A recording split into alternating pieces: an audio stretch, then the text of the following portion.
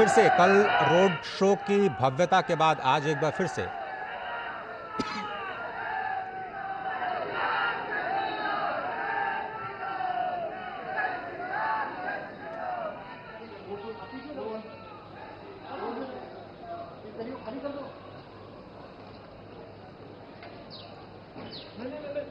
अरे नहीं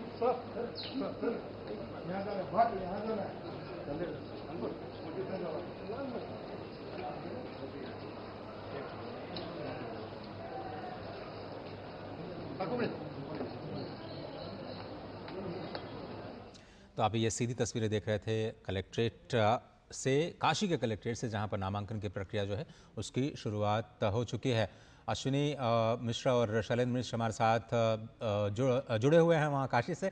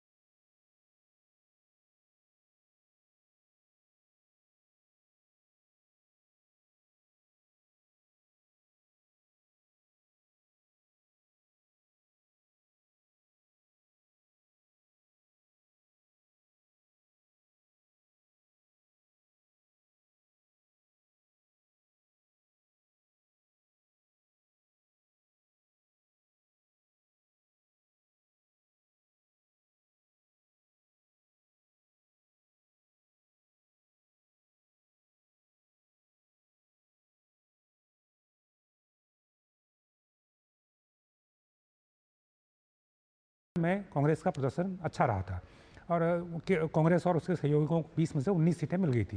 लेकिन सवाल यह है कि इस प्रकार जब इस बार दोबारा लड़ रहे हैं, क्या वो चमत्कार दोबारा होगा वहाँ पे या नहीं होगा, तो ये भी एक महत्वपूर्ण प्रश्न है।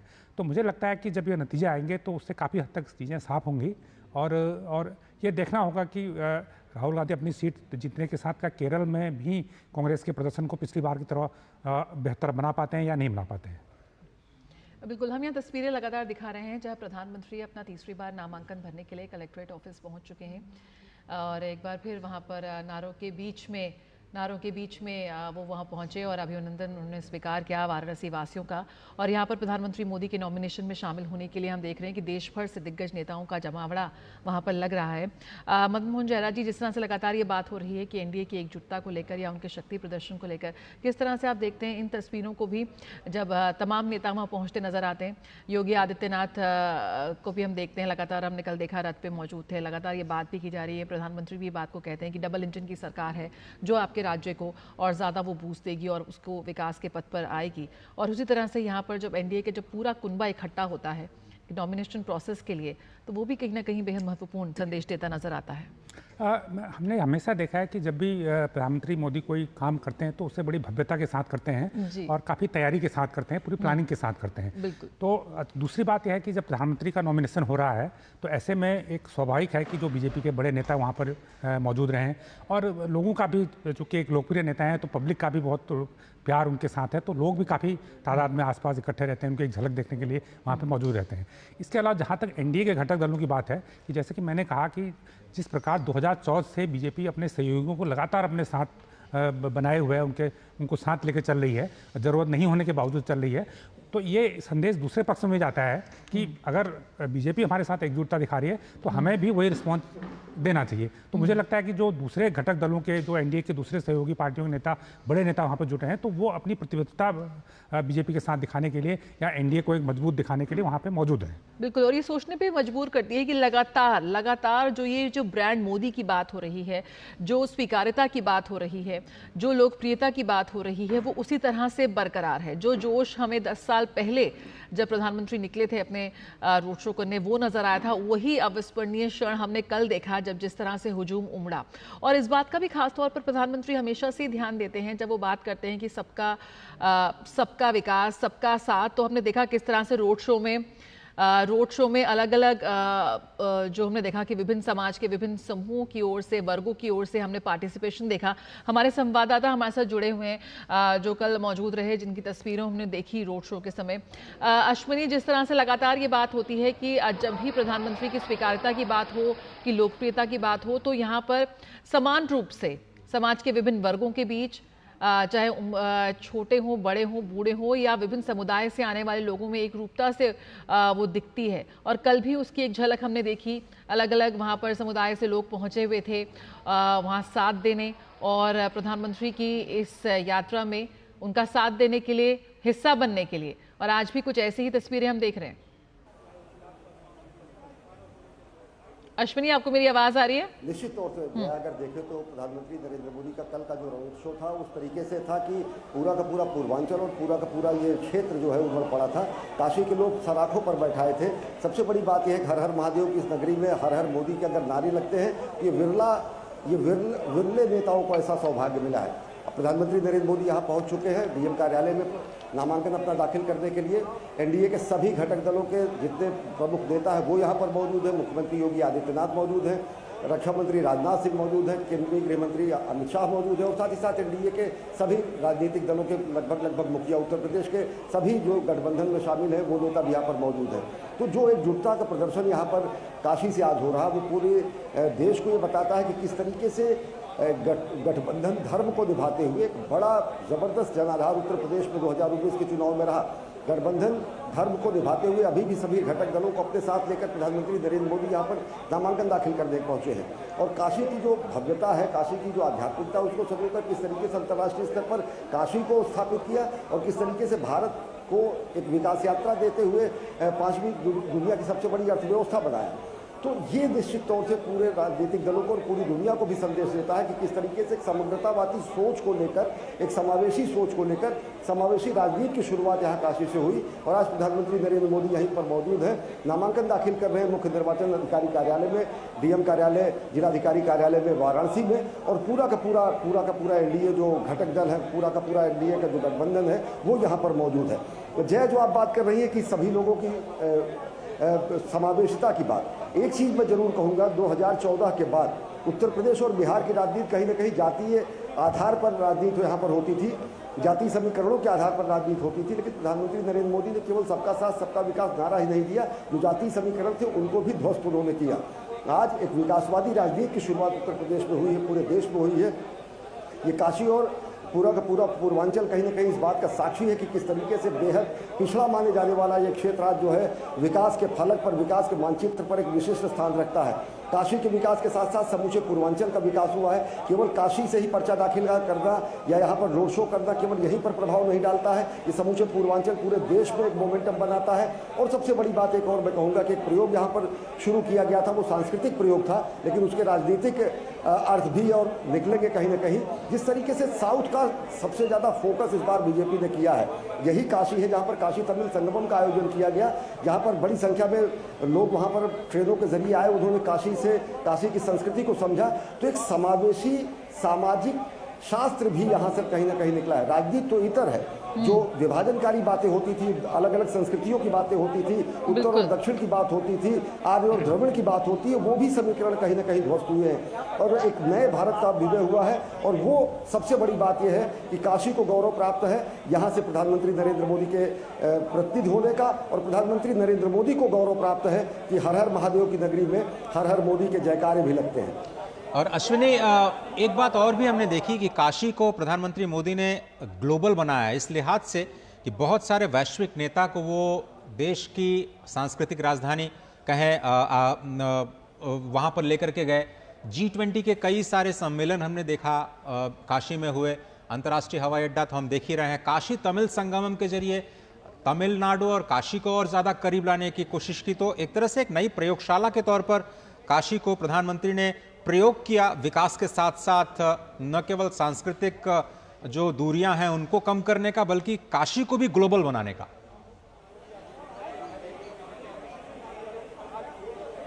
काशी को ग्लोबल बनाने का और भारतीय संस्कृति को भी ग्लोबल बनाने का। काशी कोई भी विदेशी पर्यटक आता था वो फतेहपुर सीकरी, आगरा घूमकर चला जाता था, लेकिन आज अगर देखें तो उत्तर प्रदेश के पर्यटन मानचित्र पर सबसे ऊपर अगर कहीं भगवान श्री राम का अयोध्या का राम मंदिर में लोगों का आकर्षण का केंद्र है, तो दूसरा स्थान कहीं ना कहीं काशी का है। इससे ज़्यादा सैलानी आज के 10 साल पहले गोवा जाया करते थे, दूसरी जगहों पर जाया करते थे, वो एक्सप्लोर करते थे।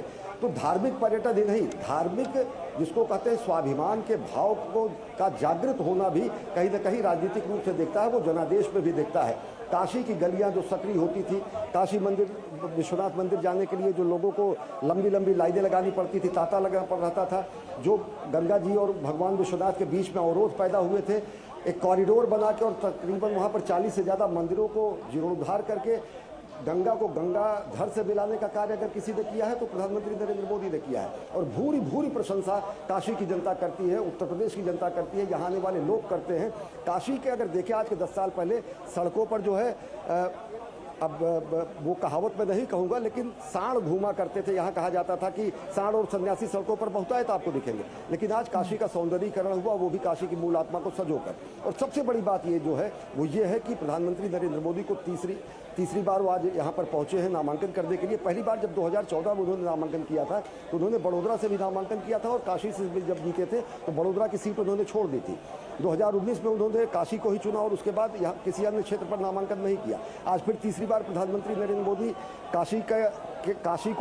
काशी का सम्मान करने के लिए पहुंचे और उसी तरीके का सम्मान कल शाम को काशी की जनता ने जनज्वार के रूप में यहाँ पर किया। तो सबसे बड़ी बात यह है कि विकास कार्यों के लिहाज से, काशी की आध्यात्मिकता को सजो कर लिहाज से, और साथ ही साथ जो भारत भारतीयता के गौरव के केंद्र के रूप में स्थापना का भाव है और लोगों में जो स्वत्व और शक्ति का बोध का हुआ है, वो कहीं ना कहीं जनादेश के रूप में दिखता है। जब समूचे उत्तर प्रदेश में बीजेपी 2019 में अपना सबसे सर्वश्रेष्ठ प्रदर्शन करती है और इस बार वो इस कोशिश में है कि हम इस प्रदर्शन को भी दोहराएं, इससे बेहतर करें और अपनी सीटों को बढ़ाएं। क्या जनादेश होगा ये निश्चित तौर से तय करेगी जनता जब जनादेश आएगा, लेकिन ये है कि केवल काशी ही नहीं, प्रधानमंत्री नरेंद्र मोदी के यहाँ से आने से समूचा पूर्वांचल, समूचा उत्तर प्रदेश और समूचे देश को एक नया संदेश मिलता है। अश्विनी हमारे साथ बने रहिए और जो प्रस्तावक हैं उनके बारे में भी थोड़ी सी जानकारी हम तक पहुंचाइए। अब हमारे साथ मदन जी जुड़े हुए हैं, उनसे भी समझने की कोशिश करते हैं।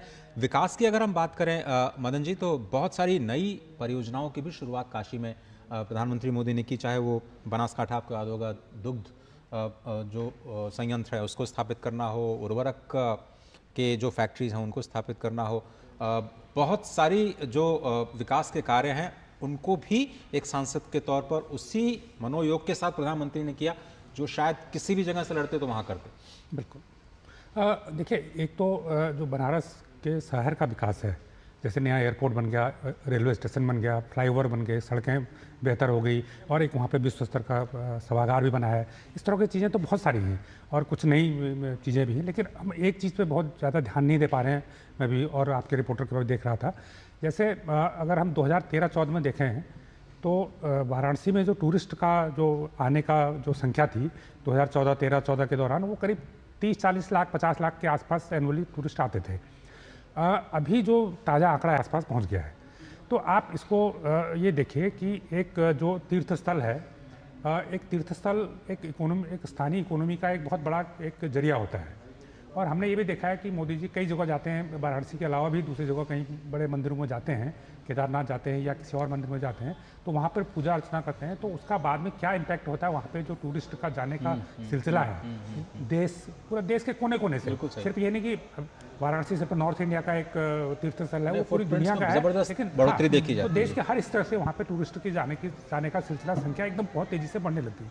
तो उसका जो फायदा वहाँ की लोकल इकोनॉमी को है, जहाँ पर 40 लाख टूरिस्ट सालाना जा रहे थे, वो 7 करोड़ हो गए, तो वहाँ पर वो रहेंगे, प्लेन से जाएंगे, बस से जाएंगे, ट्रेन से जाएंगे, ऑटो यूज करेंगे, टैक्सी यूज करेंगे, होटल में रुकेंगे, खाना खाएंगे, तो इससे जो वहाँ स्थानीय इकोनॉमी को एक बूस्ट मिला है, जो लोगों का वहाँ पर रोजगार बढ़ा है, तो मुझे लगता है कि वो भी एक बड़ी उपलब्धि है।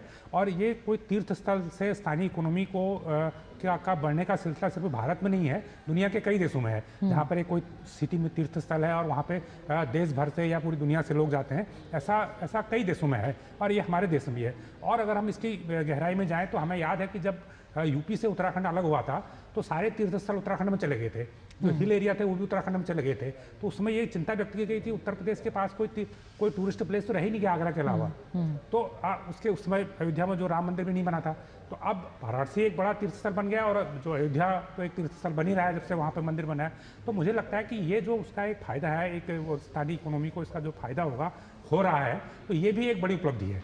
बिल्कुल, जिस तरह से पर्यटन टूरिज्म को एक नई दशा उसकी बदल दी, और साथ ही जिस तरह की सुविधाओं की बात करते थे कि विदेशों में हम जाते हैं जो सुविधाएं हमें मिलती हैं, आज वही सुविधाएं भारत के इन विभिन्न शहरों में मिल रही हैं। जो हमारे संवाददाता इस वक्त बता रहे थे, जब हम स्वीकार्यता और लोकप्रियता की बात कर रहे थे कि विभिन्न वर्गों में का जुड़ाव जो है प्रधानमंत्री के साथ, किस तरह से देखते हैं जो एक राजनीति में जो एक बड़ा बदलाव, आज वो विभाजनकारी राजनीति को छोड़कर मुद्दों की बात हो रही है, विकास की बात हो रही है, रोजगार की बात हो रही है। विभिन्न जातिगत वोटर्स की जगह पर यहाँ पर एक नया वर्ग निकल कर आया, हम कह सकते हैं एक लाभार्थी वर्ग, जो कि एक बड़ा वोट बैंक है। बिल्कुल। देखिए, कुछ ये एक आप इसका बीजेपी का अगर हम देखें तो बीजेपी ने हमेशा एक तो जो जन कल्याणकारी योजनाएं हैं वो निचले तबके को ध्यान में रखते हुए बनाई है, ताकि जो वास्तव में जरूरतमंद है उसको सीधे योजनाओं का लाभ पहुंचे। दूसरा, बीजेपी ने उनका लगातार सरकार ने उनका लगातार फॉलोअप किया है, क्या वो लाभ उन तक पहुंच रहा है, नहीं पहुंच रहा है। क्योंकि ये भी एक बड़ी चुनौती थी कि योजनाएं तो आ रही हैं, हाँ, कागज पर आ रही हैं, लेकिन जमीन पर पहुंच रही हैं कि नहीं। लेकिन जो डीबीटी होता है जिसमें पैसा डायरेक्ट अकाउंट में जाता है, या जहां पर आधार का यूज होता है कि बगैर अंगूठा लगाए आपको राशन नहीं मिलेगा, तो इससे बड़ा फायदा हुआ है। इससे जो मिसयूज उसका होता था वो करीब बहुत कम रह गया, नहीं के बराबर रह गया। मुझे लगता है कि 1-8% रह गया, वो तो रह गया मुझे लगता है। नहीं तो कभी किसी ज़माने में ये तक कहा जाता था कि 15% ही लोगों के पास पहुंचता है, 85% नहीं पहुंच पाता है, वो दलालों के पास पहुंच जाता है या उसका मिसयूज हो जाता है। लेकिन आज वो चीज़ आईटी के इस्तेमाल से वो चीज़ ख़त्म हो गई है। तो जो लाभार्थी है, हमेशा लाभार्थी से बीजेपी ने संवाद किया है। प्रधानमंत्री खुद कई मौक़ों पर संवाद करते हैं, वो अपने मन की बात में भी लाभार्थी से कई बार बात करते हैं।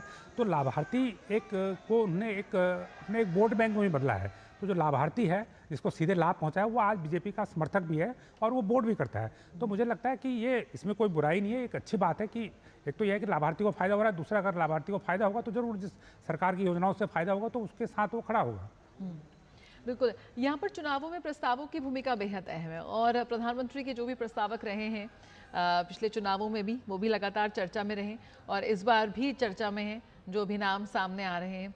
किस तरह से देखते हैं कि इस चीज़ को भी बहुत ही बारीकी से, यहाँ पर आपने कहा कि प्रधानमंत्री जो भी करते हैं काफ़ी तैयारी के साथ, प्लानिंग के साथ, तो प्रस्तावों को लेकर भी बहुत ही मंथन ये मुझे लगता है होता हुआ दिखता है कि किन किन को चुना जाएगा उस प्रस्तावों के तौर पर। नहीं, मुझे देखिए, हमने बहुत सारे आयोजन देखे, प्रस्तावक का भी देखे हैं पिछले 2 चुनावों में। देखिए, जब पार्लियामेंट हाउस बना तो जिन लोगों ने पार्लियामेंट बनाने में भूमिका निभाई थी, तो उन लोगों को वहाँ पर उनको स्पेशली जिस दिन उद्घाटन हुआ था तो उनको बुलाया गया था। बिल्कुल, हम तस्वीरों भी देख सकते हैं यहाँ पर प्रधानमंत्री का कलेक्ट्रेट ऑफिस से, वाराणसी से यहाँ पर तस्वीरें हम देख पा रहे हैं। गणेश्वर शास्त्री जी, प्रधानमंत्री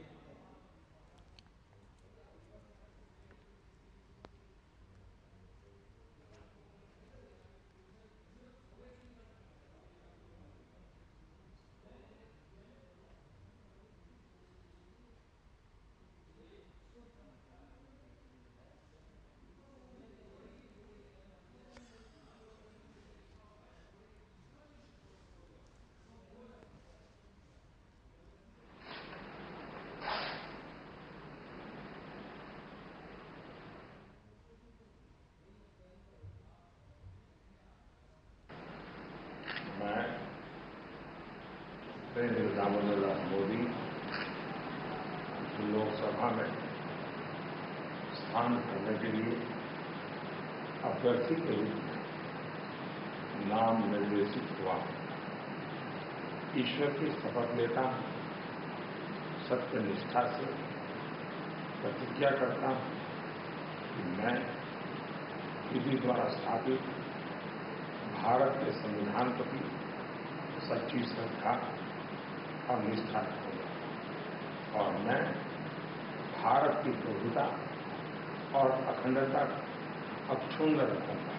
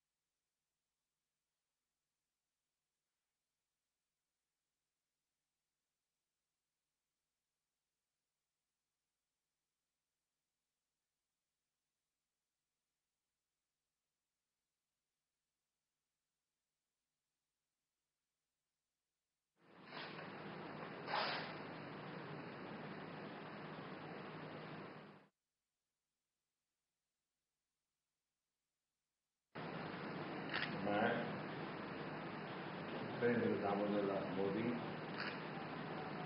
लोकसभा में स्थान करने के लिए अभ्यर्थी के रूप में नाम निर्देशित हुआ। ईश्वर की शपथ लेता हूं, सत्य निष्ठा से प्रतिज्ञा करता हूं कि मैं विधि द्वारा स्थापित भारत के संविधान प्रति सच्ची श्रद्धा और निष्ठा रखूंगा और मैं भारत की प्रभुता और अखंडता अक्षुण्ण रखूंगा।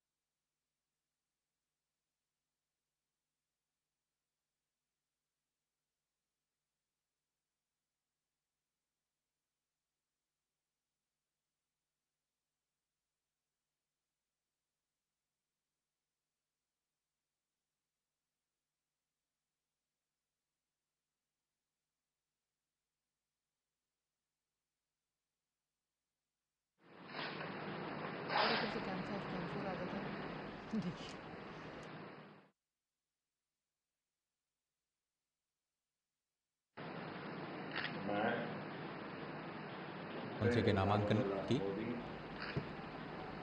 लोकसभा में स्थान करने के लिए कलेक्ट्रेट वाराणसी से तस्वीरें। और तीसरी बार नामांकन दाखिल करते हुए प्रधानमंत्री नरेंद्र मोदी वाराणसी के आज कलेक्ट्रेट पहुंचे हैं और आज वो नामांकन अधिकारी के समक्ष अपना नामांकन दाखिल करते हुए उनके साथ उनके प्रस्तावक के तौर पर गणेश्वर शास्त्री द्रविड़ और बैजनाथ पटेल।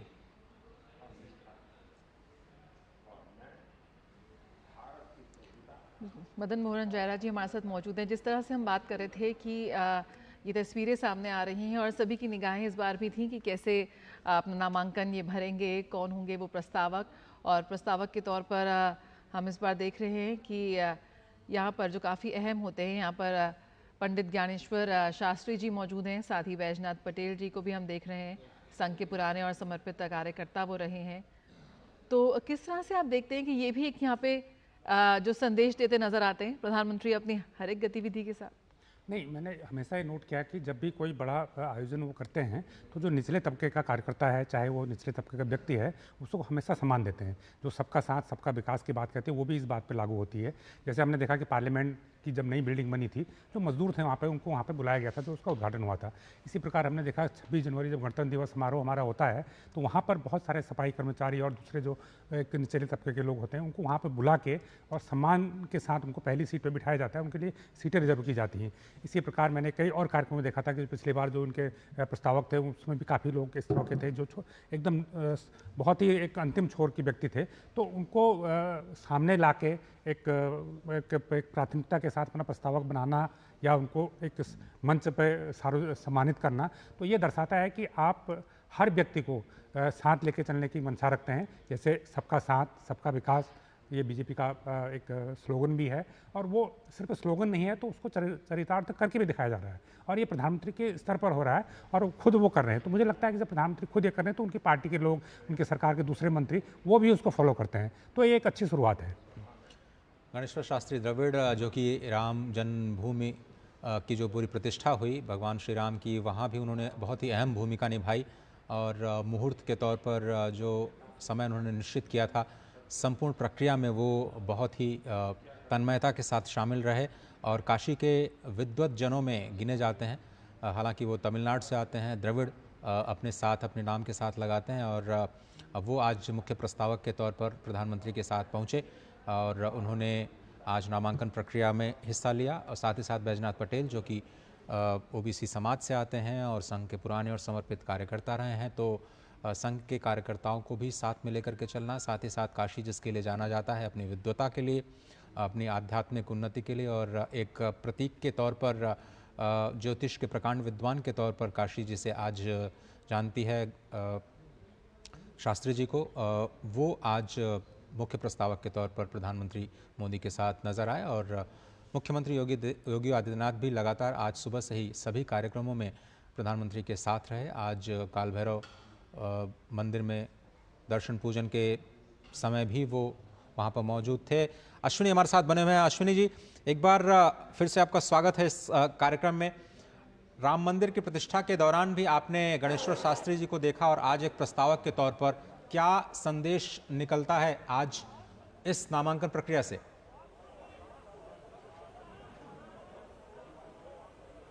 निश्चित तौर से अजय अगर देखें तो पंडित गणेश्वर शास्त्री द्राविड़ सबसे समादृत और सबसे ज़्यादा बड़े ज्योतिषी और प्रकांड विद्वान माने जाते हैं। समूचे काशी में और समूचे विद्वत परिषद में और समूचे संस्कृत के विद्वानों में इनका विशेष स्थान है। अगर बात राजनीतिक संकेत की करें तो द्राविड़ घनपाठी वेद घनपाठी ब्राह्मण परिवार से आते हैं। दक्षिण के जो ब्राह्मण परंपरा है उसमें सर्वोच्च ब्राह्मण परंपरा से ही आते हैं। भाजपा का सबसे ज़्यादा फोकस जो है वो दक्षिण पर इस बार रहा, क्योंकि दक्षिण भारत से जो सीटों को और ज़्यादा संभावना वो तलाश रहे थे कि किस तरीके से तमिलनाडु, कर्नाटक, केरल और अन्य आंध्र प्रदेश राज्यों में अपना जनाधार बढ़ा सके, क्योंकि भाजपा का दक्षिणा पथ अभियान जो था वो कहीं ना कहीं कर्नाटक तक सिमटा हुआ था।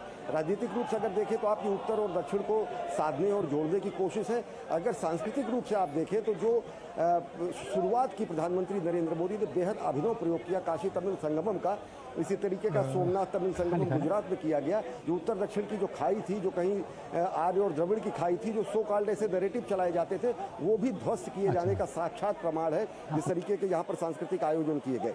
हाँ, इस सांस्कृतिक आयोजनों को जो राजनीतिक फल और फलीभूत होंगे वो विशिष्ट तरीके से देखता होगा कि दक्षिण में भारतीय जनता पार्टी को किस तरीके से लाभ मिलता है। और एक चीज़ बताएं, अगर पंडित गणेश्वर शास्त्री द्राविड़ जी की अगर बात करें तो कल भी हमने उनसे जब बात की तो आज उन्होंने बताया कि जो मुहूर्त है वो अभिजीत मुहूर्त है जिसमें प्रधानमंत्री नरेंद्र मोदी नामांकन दाखिल करेंगे। आनंद योग है, सर्वार्थ सिद्ध योग है, सभी मनोकामनाओं को पूर्ण करने वाला योग है और इस समय में किए गए कार्य व्यक्तिगत रूप से तो फलीभूत होते हैं, साथ ही साथ नेतृत्व मिलने पर सभी संकटों को समाप्त करने वाला योग बनता है। तो निश्चित तौर से अगर देखें तो प्रधानमंत्री नरेंद्र मोदी ने अगर पंडित गणेश्वर शास्त्री द्राविड़ और बैजनाथ पटेल को अपना प्रस्तावक बनाया तो इसमें हमारी उस परंपरा को भी कहीं ना कहीं हम नतमस्तक करते हैं, जहाँ पर हम विकास और विरासत की बात करते हैं, समाज को हम जोड़ने की बात करते हैं, जिस हमारा ऐसा समाज जो कि सबको समेकित और समग्र रूप में लेके चलता है। जब हम ये कहते हैं संगच्छध्वम संवर्धध्वम समो मदान से जानताम, जो हमारे वेद वाक्य हैं, तो किसी भी तरीके से जो सबका साथ, सबका विकास, सबका प्रयास, सबका विश्वास का जो राजनीतिक प्रयोग है वो यहाँ पर दिखता है। उत्तर दक्षिण पूर्व पश्चिम एक समग्र समावेशी नेता के रूप में प्रधानमंत्री नरेंद्र मोदी यहाँ पर पहुँचते हैं। एनडीए का पूरा कुनबा यहाँ पर है। तो राजनीतिक रूप से अनेक परिणाम, राजनीतिक रूप से अनेक यहाँ से निष्कर्ष जाते हैं और क्या कुछ इसके फलीभूत निष्कर्ष निकलेंगे वो जनादेश में पता चलेगा जब गिनती होगी। लेकिन उत्तर दक्षिण के जो खाई थी वो भी कहीं ना कहीं पड़ती हुई दिख रही है। जब उत्तर भारत से पश्चिम भारत के जन्म लिए हुए प्रधानमंत्री नरेंद्र मोदी गुजरात से आकर काशी को अपनी कर्मभूमि बनाते हैं और यहाँ पर उनके प्रस्तावक दक्षिण भारत से 4 पीढ़ी से यहाँ पर अपने को समाहित कर दिए जाने वाले पंडित गणेश्वर शास्त्री बनते हैं। अजय, लेकिन अश्विनी, आपको वो तस्वीरें भी याद होंगी जब 2019 के अर्धकुंभ में जब अचानक प्रधानमंत्री ने चरण प्रक्षालन किया और सभी को आश्चर्यचकित कर दिया निषाद समाज का, और आज देखिए फिर से ओबीसी समाज के बैजनाथ पटेल उनके साथ में हैं। ये जो आपने एक बड़ी बात कही कि विकास तो ठीक है, वो तो हर जगह करते ही हैं, लेकिन सभी जातियों को साध करके एक साथ सबको लेकर के चलना, ये प्रधानमंत्री मोदी की नीति के केंद्र में है और किसी को भी नाराज नहीं करते और सभी को उचित सम्मान जो समाज में मिलना चाहिए। वो दृश्य भी आपको याद होंगे जब काशी कॉरिडोर के निर्माण के बाद श्रमजीवियों पर उन्होंने पुष्प वर्षा की थी। तो ये भी एक उनके व्यक्तित्व को दिखाता है और शायद जनता भी इस बात को समझ रही है बहुत अच्छी तरीके से कि वो जो पहले केवल जाति की राजनीति होती थी, जातियों को साधना तो सबके साथ, सबका विकास के साथ में पीएम मोदी रखते ही हैं, और उसके साथ साथ विकास के नए मंत्र को लेकर भी आगे चल रहे हैं।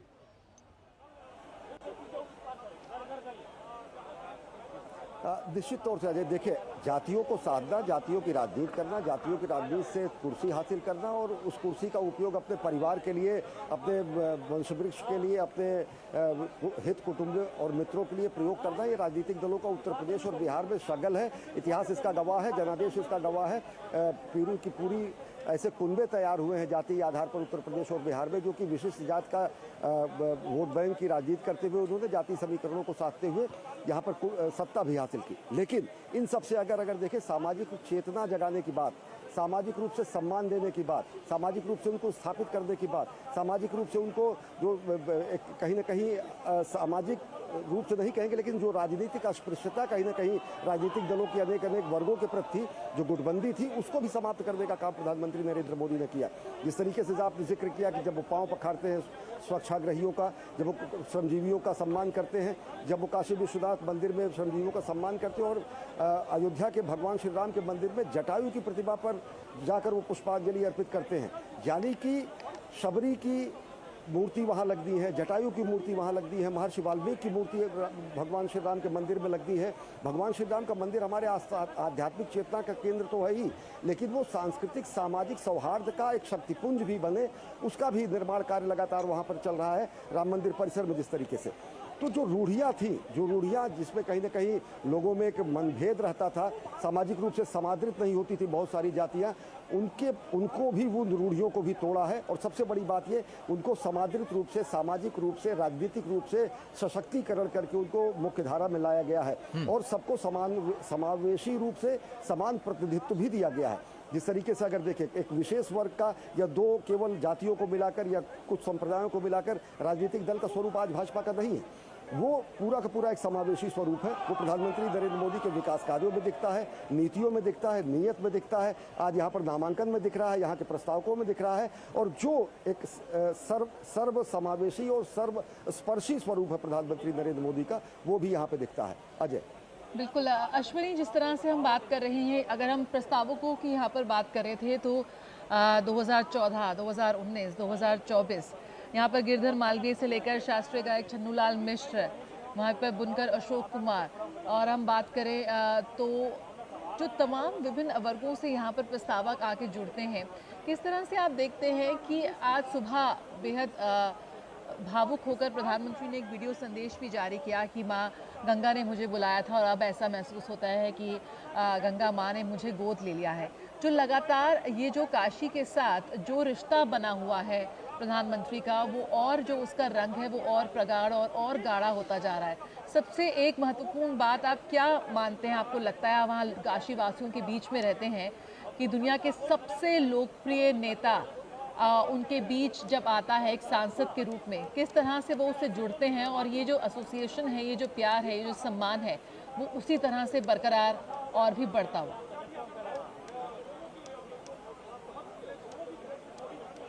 निश्चित तौर से जया, अगर देखें तो दुनिया के सबसे ताकतवर नेता, दुनिया के सबसे बड़े लोकतंत्र का नेता, दुनिया के सबसे बड़े लोकतांत्रिक जो हमारा केंद्र है, उसको सांस्कृतिक केंद्र के रूप में काशी को अंतर्राष्ट्रीय स्तर पर स्थापित करने का कार्य, दुनिया के बड़े बड़े नेताओं को काशी ले आने का कार्य, चाहे वो शिंजो अबे को काशी दर्शन और दशाश्वमेध घाट पर गंगा आरती कराने की बात हो, या फिर फ्रेंच राष्ट्रपति इमैनुअल मैक्रा की यहाँ की यात्रा हो, या फिर G20 के दौरान बहुत सारे यहाँ पर कमिटीज़ और उनकी बैठकों का सिलसिला हो।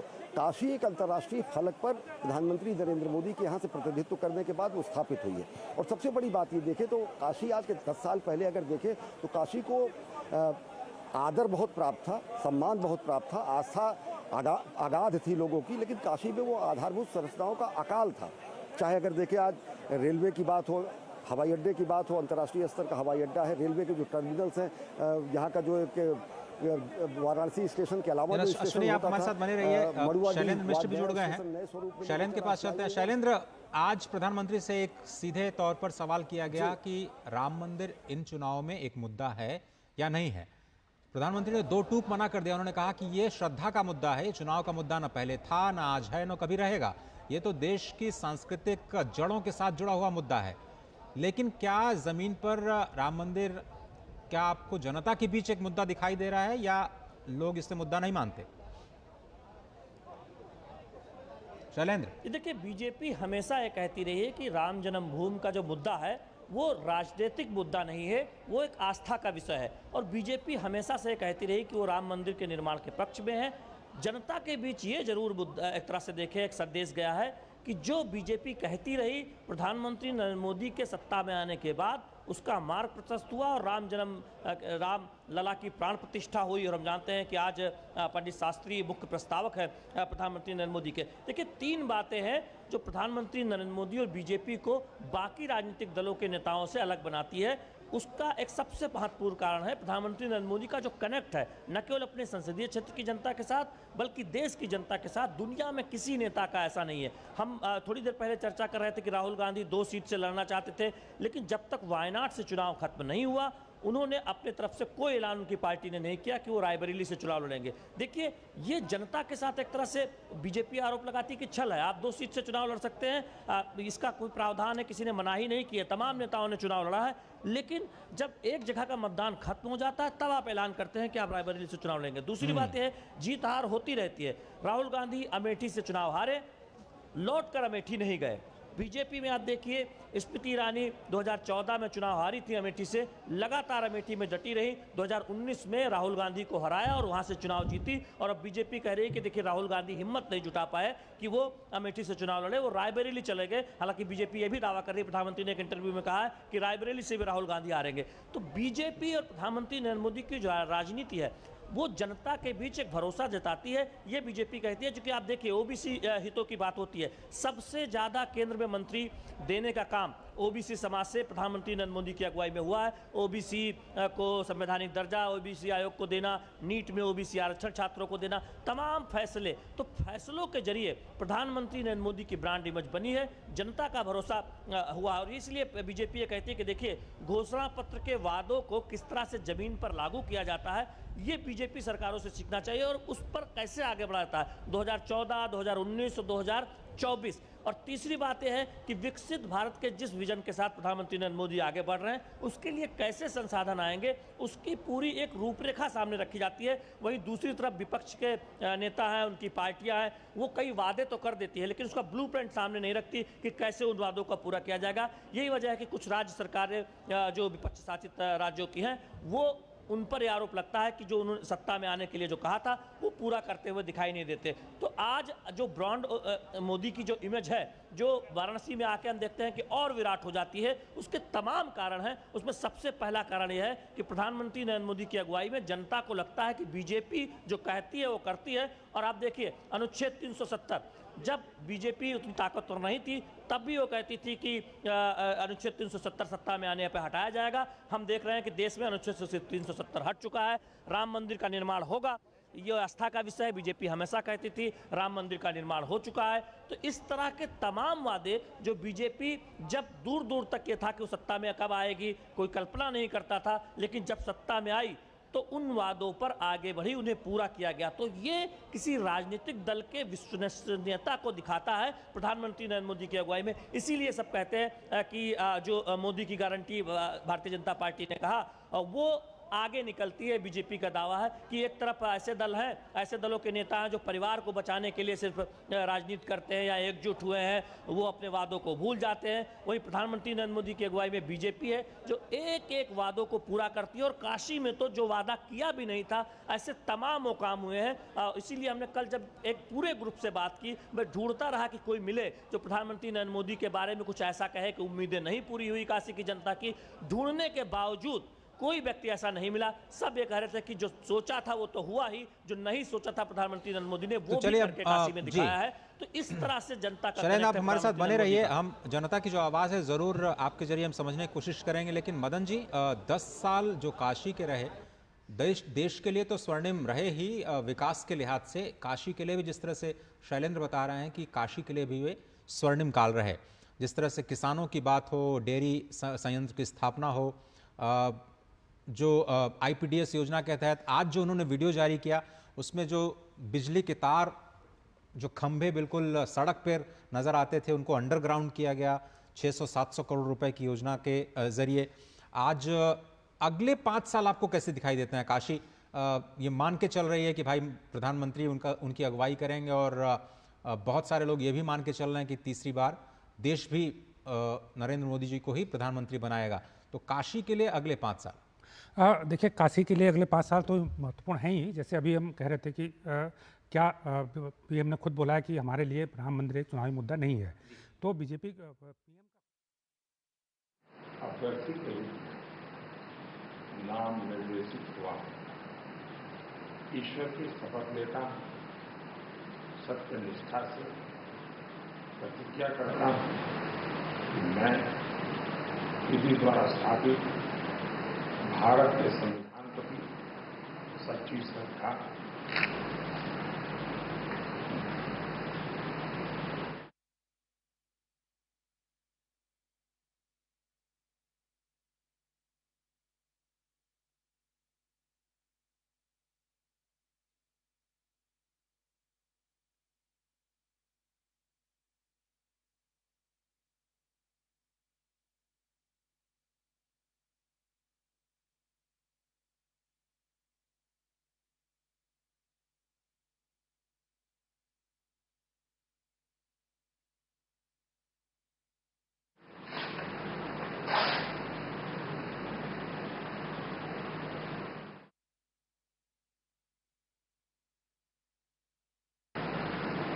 मैं नरेंद्र दामोदर मोदी लोकसभा में स्थान करने के लिए अभ्यर्थी के रूप में नाम निर्देशित हुआ। ईश्वर की शपथ लेता हूं, सत्य निष्ठा से प्रतिज्ञा करता हूं कि मैं विधि द्वारा स्थापित भारत के संविधान प्रति सच्ची श्रद्धा और निष्ठा रखूंगा और मैं भारत की प्रभुता और अखंडता अक्षुण्ण रखूंगा।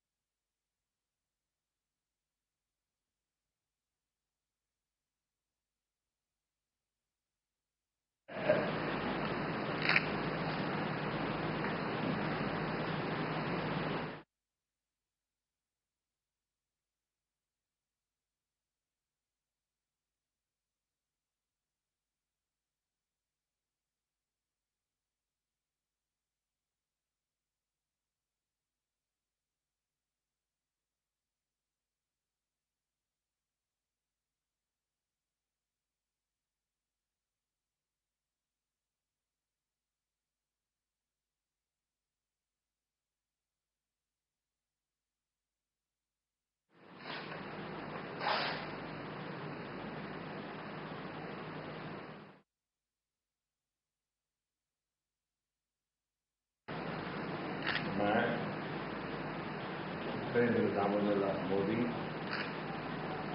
लोकसभा में स्थान करने के लिए अभ्यर्थी के रूप में नाम निर्देशित हुआ। ईश्वर की शपथ लेता हूं, सत्य निष्ठा से प्रतिज्ञा करता हूं कि मैं राष्ट्रपति द्वारा स्थापित भारत के संविधान प्रति सच्ची श्रद्धा और निष्ठा रखूंगा और मैं भारत की प्रभुता और अखंडता अक्षुण्ण रखूंगा।